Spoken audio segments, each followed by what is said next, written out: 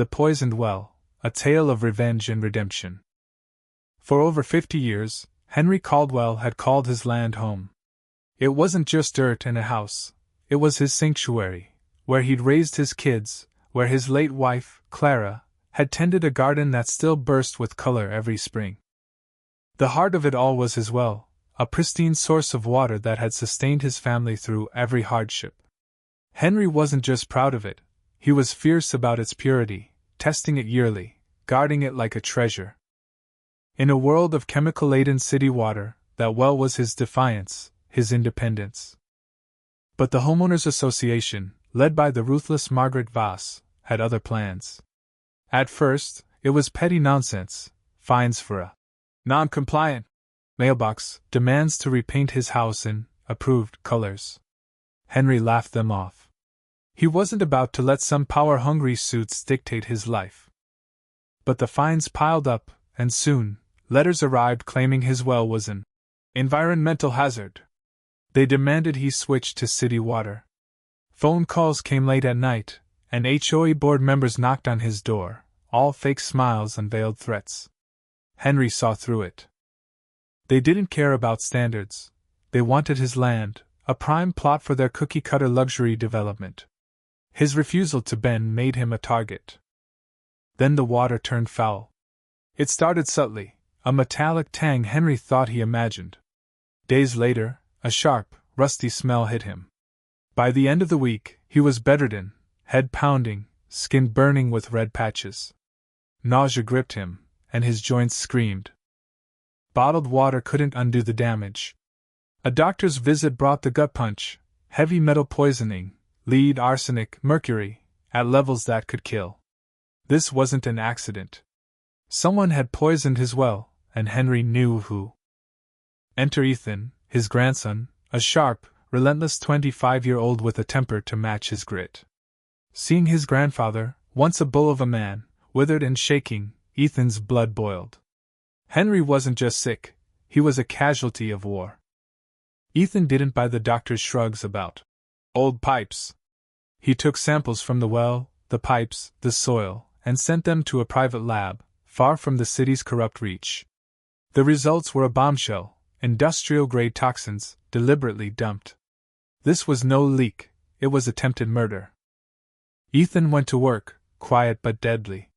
He installed hidden cameras around the well, motion-activated, night vision, feeding straight to his laptop. He dug into the HOA's records, finding a pattern of harassment against other holdouts: septic tanks failing, foundations cracking, yards collapsing. All were long-time residents who'd refused to sell. Then he zeroed in on Margaret Voss, a real estate predator whose leaked emails revealed her lust for Henry's land, tied to a shady developer. This wasn't about rules, it was a land grab, fueled by greed.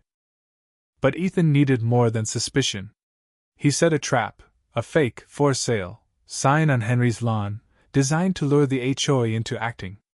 At 2:17 a.m., 2 nights later, his cameras caught it: a black SUV, 3 men in gloves, one pouring a canister of poison into the well.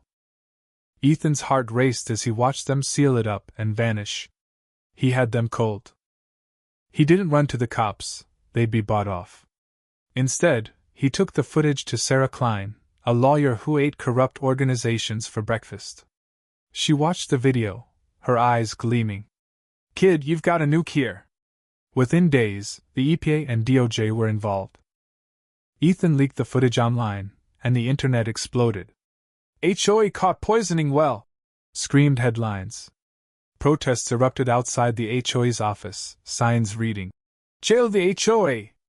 Social media raged, calling it attempted murder. Margaret Voss's smug facade cracked as her board scrambled, blaming contractors, claiming miscommunication. It was too late. But Ethan wasn't done. He traced the poison to Cleartech Solutions, a supplier of industrial chemicals. Digging deeper, he found the HOA's illegal stockpile of banned pesticides and solvents, stored in violation of every environmental law. He tipped off the feds, and raids followed. The HOA's pristine mansions, Margaret's crown jewels, were declared toxic hazards, unsellable. The irony was brutal. They'd poisoned Henry's land, and now their empire was a wasteland. The fallout was swift. Margaret lawyered up, but no amount of money could bury this. Lawsuits flooded in, class actions from harassed homeowners, environmental claims from the government.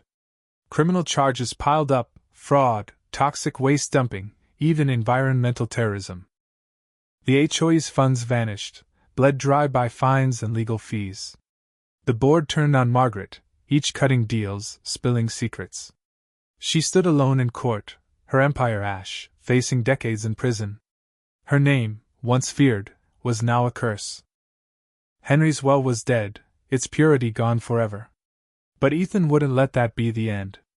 Using settlement money, he built a solar-powered water filtration system for the entire neighborhood, clean, free, untouchable by any HOA. Neighbors, once cowed, rallied to help, forging a community no tyrant could break. Henry, frail but unbroken, stood on his land, still his, sipping water that tasted like victory. Ethan didn't stop there. He formed a coalition, lawyers, whistleblowers, ex-HOA members, to expose corrupt associations nationwide. His name became a beacon for homeowners crushed by fines and foreclosures. The land Margaret coveted? Henry would die on it free. One evening, they sat on the porch, the sun sinking behind the trees. Henry lifted his glass, the water clear as crystal. "They thought they'd bury me," he said, voice steady. Ethan grinned. "They didn't know us Caldwells." Henry chuckled, the sound deep and warm. The land stretched before them, golden in the dusk, untamed, theirs. This wasn't just a win, it was a reckoning. But was Ethan's revenge justice, or did he go too far?